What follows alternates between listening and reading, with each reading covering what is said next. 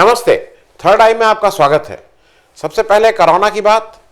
अभी तक 2 करोड़ 11 लाख लोग पूरी दुनिया में संक्रमित हो चुके हैं कोरोना से। मृत्यु अभी तक 7,58,000 7,58,000। और कल जो इन्फेक्शन हुआ, मतलब कल जो दुनिया में एक दिन में संक्रमित लोग हुए 2,84,000। ये हायर साइड पे ही है क्योंकि अभी तक का जो पीक है वो 2.91 है। 2,91,000 मैक्सिमम है, 2,84,000 कल हुए थे। इंडिया में अभी तक जो कुल संक्रमित लोगों की संख्या 24,64,316 हो चुकी है। हमारे यहाँ कल इन्फेक्शन हुआ 64,142, 64,142। और जो पीक था वो करीब 67,000 का था, तो हम ऊपर ही वाली साइड में हैं as far as infection is concern. 60,000 के ऊपर ही चल रहे हैं। कल डेथ हमारे यहाँ 1,006 हुई। टोटल डेथ अब तक 48,177 है। और जो एक्टिव केसेस इस समय हमारे यहाँ हैं 6,63,310। हालांकि 6,63,310 केसेस तक पहुँचते पहुँचते मोर और लेस हमारी जो मेडिकल व्यवस्था है वो करीब करीब चरमराना तो नहीं, मतलब चरमरा तो रही है अभी, भले ही संभली तो हुई है थोड़ी बहुत, लेकिन बहुत क्रिटिकल है। जो टेस्ट हमारे यहाँ हो रहे हैं उसकी रफ्तार, हालांकि कहा जा रहा है कि बहुत बढ़ रही है, बहुत बढ़ रही है, लेकिन अभी भी पर मिलियन 10 लाख के पीछे हमारे यहाँ 20,045 लोगों के टेस्ट हुए हैं। इसको अगर दुनिया के हिसाब से देखा जाए तो हम 126वें नंबर पे हैं। बाकी ऊपर के parameters, number of infection, number of ये डेथ, इन सब में हम करीब करीब तीसरे चौथे पे हैं, लेकिन टेस्ट वाले में हम 126वें नंबर पे हैं। टोटल टेस्ट, मतलब अगर जनसंख्या को किनारे कर दें तो टोटल टेस्ट जो अब तक हमारे यहाँ हुए हैं 2,76,94,416 हुए हैं। अब आ जाते हैं आज की सबसे जरूरी सबसे इंपॉर्टेंट खबर पे। ये जो राजस्थान क्राइसिस हुई थी, राजस्थान क्राइसिस इसलिए जो सरकार जा रही थी, ये हुआ कि करीब करीब सरकार चली जाएगी। सचिन पायलट का वहाँ लग रहा था कि वो रिवोल्ट किए हैं, वो बीजेपी में जा रहे हैं, इस तरह की बातें थी। आज उन सबको लेके राजस्थान असेंबली में एक वोट ऑफ कॉन्फिडेंस हुआ और जिसको बहुत आराम से अशोक गहलोत सरकार ने जीत लिया है। और दूसरी तरफ सचिन पायलट भी कांग्रेस के खेमे में कांग्रेस के साथ ही खड़े होकर उन्होंने वहाँ वोट दिया। इसके अपने अपने मायने, अपना अपना वो है राजस्थान क्राइसिस कैसे हुई। लेकिन सबसे पहले ये सचिन पायलट की वापसी कैसे हुई, ये इंपॉर्टेंट था, क्योंकि सचिन पायलट एक तरह से करीब करीब गुस्सा होके या जो भी कारण था बाहर जा चुके थे। तो इसमें जो पहली चीज मुझे लग रही है, उसमें लगातार प्रियंका गांधी का प्रयास चलता रहा उसमें। और मेरे हाल की जो हुए हैं अभी घटनाक्रम, मतलब पिछले मैं 5-6 साल 10 साल की बात कर रहा हूं कि पहली बार ऐसा हुआ है कि कोई आदमी करीब करीब बाहर निकल गया है और वहां से वो वापस आया हो फिर। अच्छा, ये टेक्निकली घर वापसी भी नहीं है, क्योंकि अभी ये कांग्रेस, मतलब उनका कहना मैंने कांग्रेस कभी छोड़ी ही नहीं थी। ये क्यों हुआ, ये थोड़ा सा आपके लिए, हमारे लिए, सबके लिए समझना जरूरी है। मैं इसका टर्निंग पॉइंट आपको अंत में बताऊंगा, लेकिन अभी और कारण को कर लेते हैं। टर्निंग पॉइंट कहां पे ये चीजें, सचिन पायलट वापस आने की बात की और कैसे कैसे हुआ, वो टर्निंग पॉइंट लास्ट में। लेकिन अभी बता दें हुआ क्या कि जब अशोक गहलोत ने कहा कि भाई सेशन बुलाइए, गवर्नर सेशन नहीं बुला रहे थे, अंतोगत्वा ये हुआ था कि अच्छा ठीक है, 14 अगस्त को विधानसभा का सेशन काफी नानुकुर करने के बाद, कलराज मिश्रा जितना उसको टाल सकते थे करने के बाद, उन्होंने 14 अगस्त को बुलाया था। प्रेशर इधर बढ़ता जा रहा था। कांग्रेस के जो सो कॉल्ड 19 रिबेल विधायक लोग थे जो गुड़गांव में अपना डेरा डाले थे, उसमें से जो सबसे सीनियर थे भंवर लाल शर्मा जी, मैंने पिछली बार भी उनका कहा था, जो एक उसमें बातचीत करते हुए दिखाए गए हैं जब वो शेखावत से बात कर रहे थे, सेंट्रल मंत्री जो हैं, कि भाई मेरी कुछ ज़्यादा केयर होनी चाहिए, मेरा देखभाल ज़्यादा होनी चाहिए, जो बहुत साफ साफ था कि वो किस देखभाल और किस केयर की बात कर रहे थे।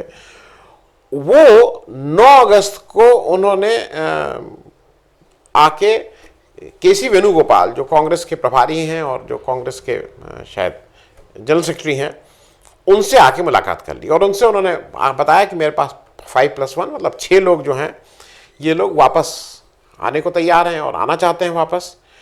और 9 अगस्त इसलिए इंपॉर्टेंट है कि गांधी जी ने बहुत साल पहले उस दिन नारा दिया था कि अंग्रेजों भारत छोड़ो, लेकिन उस दिन भंवरलाल शर्मा जी ने नारा दिया कि चलो जयपुर चलो।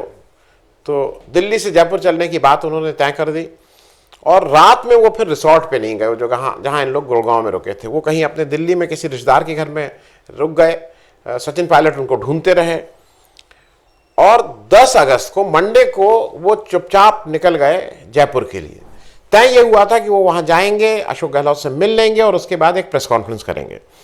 जब ये सब हो गया तब समझ में सचिन पायलट को आ गया कि अब चीज उनके हाथ से निकल चुकी है, क्योंकि अगर 6 वो चले गए थे, एक एमएलए साहब बीच में से कहीं से गायब होकर वो फिर वापस पहुंच गए थे जयपुर, मतलब अब काफी लोग वापस जाना की कार्रवाई शुरू हो गई थी।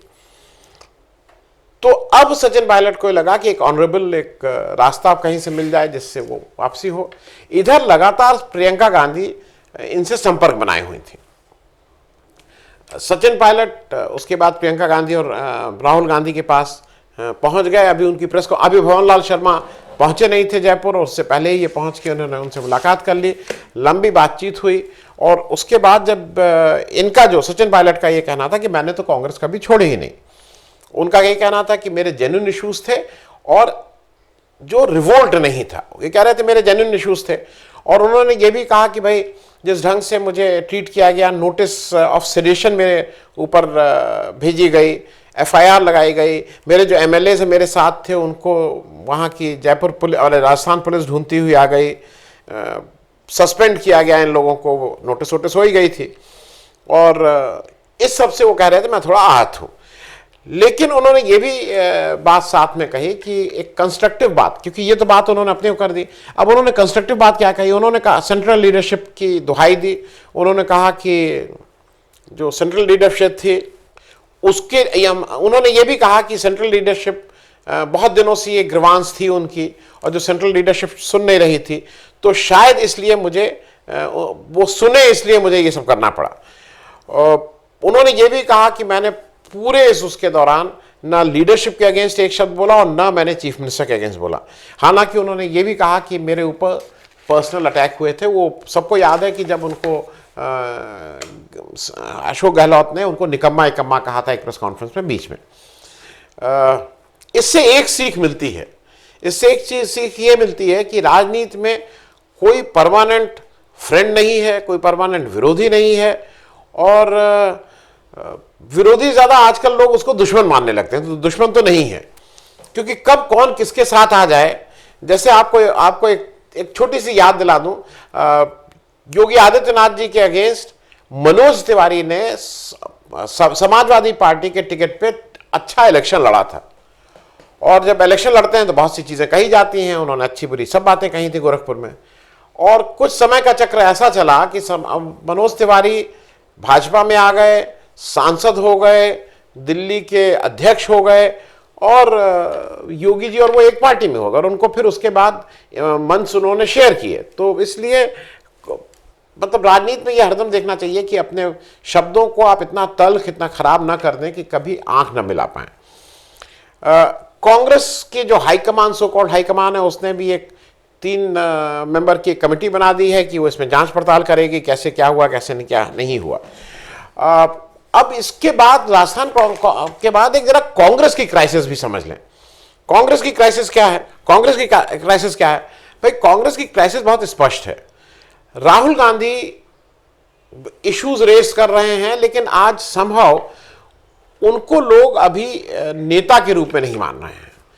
अच्छा, वो कांग्रेस का भी एक चीज समझनी होगी कि कांग्रेस में जो जवाहरलाल नेहरू, इंदिरा गांधी, इन सब लोगों की जो ताकत थी, वो थी वोट दिलाने की ताकत थी, जो आज मोदी जी के पास ताकत है। मोदी जी मतलब किसी को भी आप बीजेपी के टिकट पे खड़ा कर दीजिए एमपी के इलेक्शन में, मोदी जी उसको जिता के ले आएंगे, मोदी जी के नाम के वोट हैं। उस तरह से अब राहुल गांधी के नाम के वोट नहीं रह गए हैं, जो मेरी समझ है।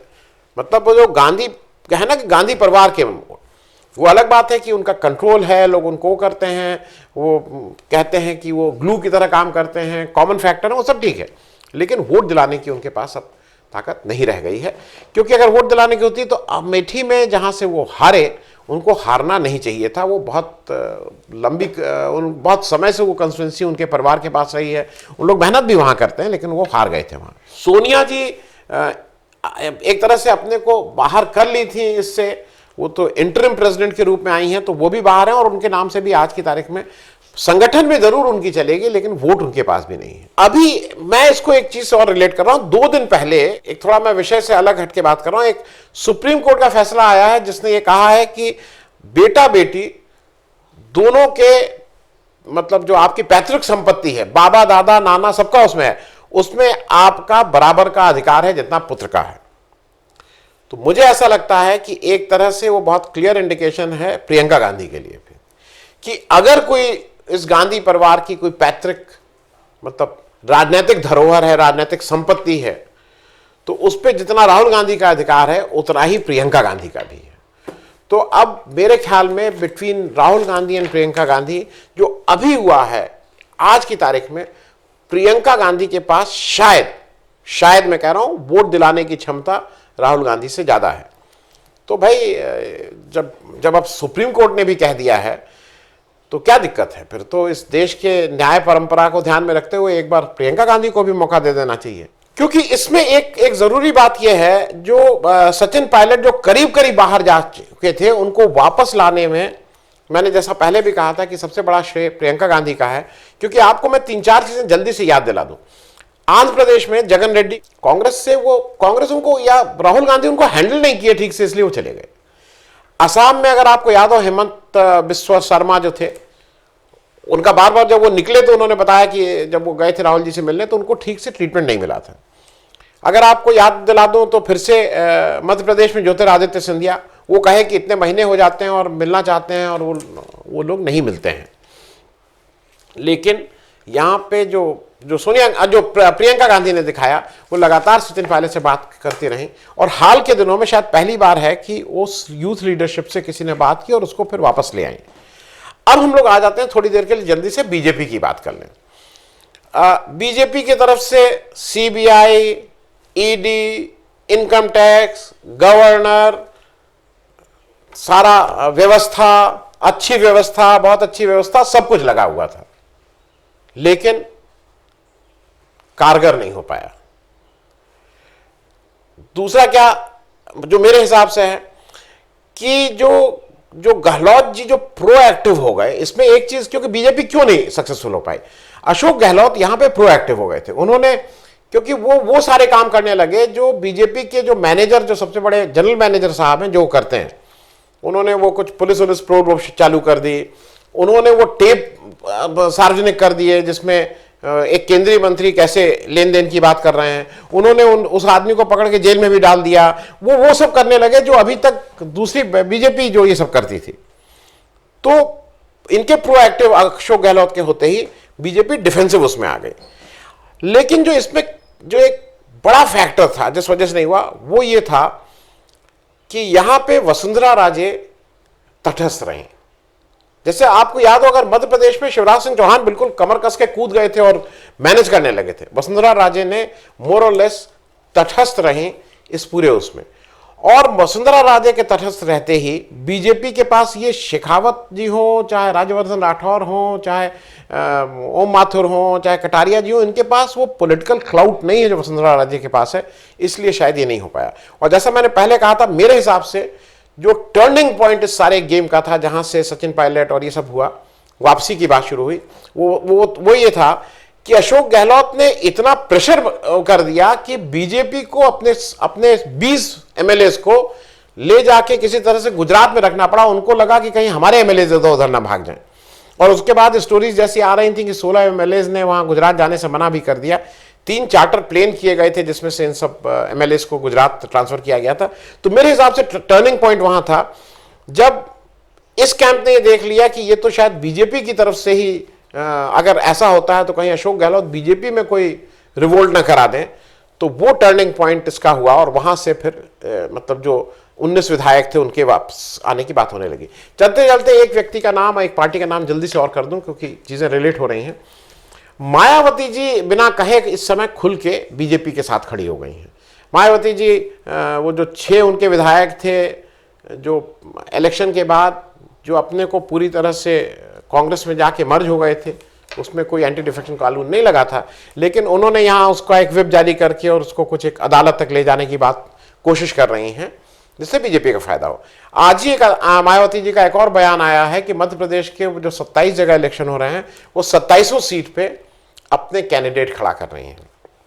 ऐसा माना जा रहा है कि कैंडिडेट इसलिए खड़ा कर रहे हैं कि उससे उनको लगता है कि कांग्रेस के वोट का वो नुकसान करेंगे। और उसी से रिलेटेड एक खबर ये भी है कि 2 दिन पहले ये आ गया कि मायावती जी अपने प्रेरणा स्थल और 2-3 जगहें जहां हैं वहां पे अपनी मूर्ति भी लगवा रही हैं इस समय। तो मूर्ति के बहाना कि आज उनका स्टेटमेंट आया, गुस्सा हुई हैं कि मैं मूर्ति क्या, वो पुरानी मूर्ति है, लेकिन ये भी फैक्ट है कि उन्हीं की पुरानी मूर्ति या नई मूर्ति जो हो उसकी धुलाई पुछाई होकर वो कह रही हैं वो फिर से उसी को लगाया जा रहा है। लेकिन मायावती जी की अपनी मूर्ति भी इस बीजेपी के राज में हो रही है। तो चीज़ें बहुत क्लियर हैं कि कौन किसके साथ खड़ा है। राजस्थान क्राइसिस फिलहाल के लिए उसका पटाक्षेप हो चुका है।